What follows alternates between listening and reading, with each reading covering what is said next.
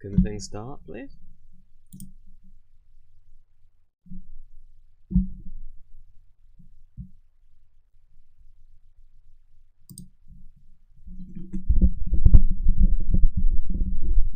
Hello, and welcome to the monthly update for November 2023. Quite a bit I've done this month. I've watched a lot of films, a couple of albums, and I've actually done some things as well. So we'll go through it. Start where we usually start, with what I've done. And if anyone watching, if any of you have any questions, as always, put them now and I'll answer them at the end. First, I've done stereo remasters of every single Moid song. Hello Digby, welcome to the stream. I'm glad you're here. So I've done the Moid thing. So they're all in stereo now. Most of the early ones I don't even like, but anymore it's just some people like them, and so those people should be allowed to listen to proper mixes of the songs if they want to. Then I did a AI cover of the Beatles song Revolution with Stan and Carl from South Park singing it because I wanted to. It's not fantastic, but it's okay because I've been listening to a lot of them, and some of them are actually like not terrible, which surprised me because I remember when it first started, no one sounded like who they were meant to be. So that's that. I've done 3 episodes of me painting, 23, 24, and 25. So that's that, and that's what I've done this month. Next month, I am probably going to do more painting. Very nice question there, Digby. And I didn't even know that was a thing. Anyway, next month I'll probably do more paintings. I'll probably watch more films. I'll probably listen to more music. Things I've watched this month. I'm going to start with one that isn't actually written down here because I usually put things down here if I finish them. But I've started watching Taxi, the sitcom from 1978 to 1982. I'm only on about episode, I don't know, 8 or something like that of season 1. I'm really only watching it for Andy Kaufman. So, but Danny DeVito is also in it, and he's very good. And there. So that's quite good so far. The first episode really wasn't that good. And evidently the audience agreed with me because literally the only times they laughed was when Andy Kaufman was on screen. But from episode 2 onwards, it's gotten a lot better. So that's that. Now onto the films that I have watched. The first of which is a 1989 short film called Elephant, which is by the same guy who made Scum from 10 years earlier, which is a great film. And this was also a great film. This is much different. This is basically just people being shot for half an hour, which usually wouldn't be something I'd enjoy, but this was like, you know, the cinematography and the sound design and stuff like that is very good. I think it was probably inspired quite a bit by the Angst, which is this Austrian film from I think 1983, because it's quite similar the way it just follows this guy around as he murders people, and like particularly the sound design, it's always very focused on like the footsteps of the person walking. But yeah, I enjoyed it a lot. So yeah, I'll answer these questions now. I might as well. I usually save them to the end, but I can't bother because these are, well, one of them is interesting. How do I feel about Nestle Karamak being discontinued? I didn't know that that was happening, and I never really liked it anyway. So, not too, you know, torn up about that. Have you watched the 60th anniversary Doctor Who special? I know you prefer the classics, I just want your opinion on it. I haven't seen it. I don't intend to see it. On the 23rd, I just watched An Unearthly Child again, because that's the story that's turned 60. That's the one I watched. I don't intend to watch the 60th anniversary special in the same sense that I don't really intend to watch anything from what was it, season...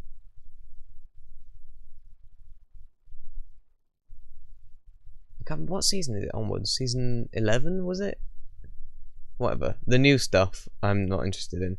I'm gonna... This is the only thing that I am even slightly interested about it, is the fact that Bernard Cribbins is in it. So I'm just gonna wait until someone uploads like a compilation of all his bits in the episode, and then just watch that, because he's literally the only thing about it worth watching. So there.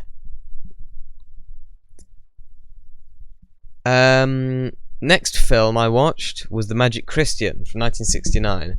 This is a really weird film.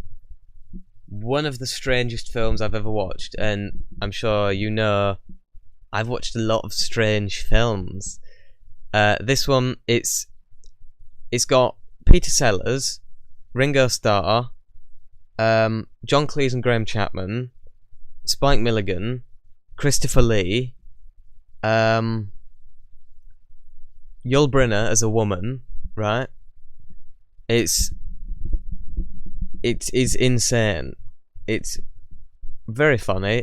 I consider it kind of a Python film, really, because it was written by John and Graham, so it's kind of a Python film. A lot of the humour is very Python-esque. I just really enjoyed it. There's one bit about it that I wouldn't have done if I'd have made it, and that is there's this bit where in the middle of a scene, it randomly cuts to that bit, you know, that photograph from the Vietnam War of that guy being shot in the head. Well, there was also motion picture footage of that same event, and it's in colour as well, which is wonderful. You get to see all the red and everything. It just randomly cuts to that in the middle of the film. Like, I know that was very topical because that event had only happened a year before the film was made, but I don't understand the reason to do that. I mean, like, if I was their producer, I wouldn't force them to cut it out or anything. It's their film, but I don't understand. Like, it's a comedy film, and then right in the middle of this comedy film, there's this footage of a guy being murdered. I don't understand the reason why they felt the need to put that in there, but they did for some reason. Whatever. But apart from that one little bit, it's a really good film. Then, In God We Trust, which is one of the two films I've watched this week, also just because they have Andy Kaufman in there, because I've gone through a bit of an Andy Kaufman phase this month. He was only actually in 2 films, though, where he's actually acting as a comedic actor. He was in one as well where he's, like, in a serious film, but whatever, I'm not interested in that. It was this one, and another one the year later, which I'll talk about in a minute. In God We Trust, it's a Marty Feldman film. I really like Marty Feldman, so that was good. It's basically Marty Feldman plays a monk who goes to see Andy Kaufman, who plays like this television evangelical, however you pronounce that word, kind of guy. And it's a satire of religion and money and that kind of thing. Much as The Magic Christian is a satire of money, this is a satire of religion. It's not very highbrow. It's very silly, but I like silly, so that's good. Also, Richard Pryor plays God in the film, and God is actually a computer, so that's pretty interesting. So yeah, I quite liked it. And also they spell trust with the $sign, which is interesting. So yeah. Then I watched Vincent from 1982, which is a Tim Burton short film narrated by Vincent Price. Pretty good. Not much you can say really about it. I mean, I've always liked Tim Burton's expressionistic, like German expressionist style. I've always liked it, so, and I like Vincent Price, so yeah, good. I like stop motion, so everything I like pretty much. Very good. I think it's only like 11 minutes long, so that's very good. Then I watched the second of the 2 Andy Kaufman films that he did during his life. Heart Beeps from 1981, where he plays a robot who falls in love with another robot, and they have like a little robot family. It's very nice, but they're also chased, like the plot of the film is they're being chased by this other robot, which is like a police robot, trying to kill them. This film was despised at the time, and it's pretty much despised now. I haven't heard anyone talk about it, but I really enjoyed it, so I can't, you know, it's Andy Kaufman. I guess people at the time couldn't really appreciate it, because they thought, you know, they didn't know that he was going to die in 3 years' time. So they didn't really... It's like with John Lennon's final album, all the critics completely thrashed it at the time, but then immediately after he died, they were like, oh, this is the greatest album we've ever heard. It's like, come on. But I really enjoyed the film, so there. Then I watched Rock Show, which is a Wings, Paul McCartney and Wings live show. Recorded in 1976, which is why I put 1976 here, but the actual film was released in 1980. But if it's a documentary, I like to put the year it was filmed, because that's just how I do it, you know. So yeah, it was really good. So there. Oh, sorry. And then I watched a film that has been on my list to watch for years, but I haven't gotten around to watching it until this month. The Hills Have Eyes from 1977, because I'd heard it was a lot like the Texas Chainsaw Massacre, and that was one of my favourite horror films, just because of how it's the Texas Chainsaw Massacre is the only film that has managed to make me feel nauseous, like has managed to make me feel sick while watching it, which is an achievement that no other film has been able to do, so, you know, that's good. The Hills Have Eyes is not as good as the Texas Chainsaw Massacre, but it's still very entertaining. It has Michael Berryman in it, who I really like. He's the one with the funny shaped head, no fingernails. I like him. He's also recently... What inspired me to watch this is because me and my mum watch a load of stuff. We were watching Doctor Who and we were watching The X-Files, and he was in an episode of The X-Files, and even though I hadn't seen this film, I knew he was in it, and I recognised him immediately just from the silhouette of his head. I didn't even need to see his actual face, just the shape of his head was enough for me to know it was him. And I thought, it reminded me, oh yeah, I really need to watch this film, and so I have. And it was really good, I enjoyed it. But it is kind of an inferior version of the Texas Chainsaw Massacre. Still very fun, though. And they also actually, well, that's actually a spoiler, I'm not going to tell you that. But you know, it has a slightly happier ending.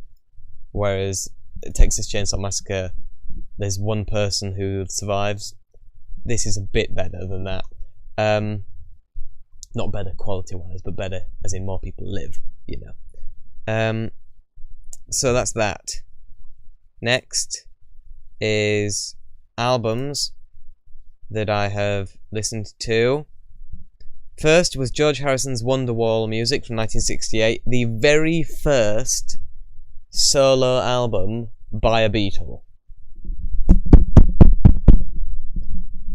And it is okay. I guess I just wasn't in the mood for an experimental album, because I'm sure you people know, and I certainly know, I really like experimental music. I just need to be in the mood, and I wasn't in the mood when listening to this album. I had to listen to it over 2 days, because I was so bored of it after the first side of the album that I stopped and listened to the next side the day after. So I was really not in the mood for this, but it is the kind of album that I know I will really enjoy if I'm in the mood for it. I just wasn't in the mood for it this time. I was more in the mood for more commercial stuff, which is why the next album I listened to was an album by Chicago 10. I know starting 10 albums in, I mean, it's actually their 8th studio album, because they do it a weird way, like they include live albums and compilations and stuff. So it's, even though it's their 8th album, it's Chicago 10. But anyway, I'm doing a similar thing with Chicago that I did with Fleetwood Mac, where even though I like to start at the beginning of the discography, often it's just too different from what I'm used to. And I listened to, I got about halfway through the first song on their first album, and it's just not what I was wanting. So instead, what I did with Fleetwood Mac is the first album I listened to was Fleetwood Mac 1975. which was the album that I knew most of the songs for. I think I knew about half of that album, and that's why it was the first album I chose to listen to. This was also the album that I knew the most songs for, because I knew one song, If You Leave Me Now, which is the only Chicago song I actually knew. But this was a really good album. There's now lots of songs on it that I really like. So this was a really good album. And I enjoyed it a lot. So, answering the questions, I already answered them. Karamak being discontinued, don't care. 60th anniversary of Doctor Who, don't care. So, that's that. I'm surprised I managed to get through all that in 16 minutes. I must have really rushed. Have I skipped anything? I don't think I have. I don't think I have. There are some people who pronounce it like that, unironically. There's this YouTube channel called Technology Connections, which is a great channel, but he says thanks as in thanks. He says thanks for watching at the end of every episode. Thanks for watching. Anyway, thanks for watching this, and I hope you've enjoyed this live stream, and I'll see you in the next thing that I do. Goodbye. Oh, and have a Merry Christmas, by the way, because I won't be seeing you again. Well, I mean, I might do videos, and I won't be doing another one of these until after Christmas, so have a Merry Christmas if I don't see you before then. Goodbye.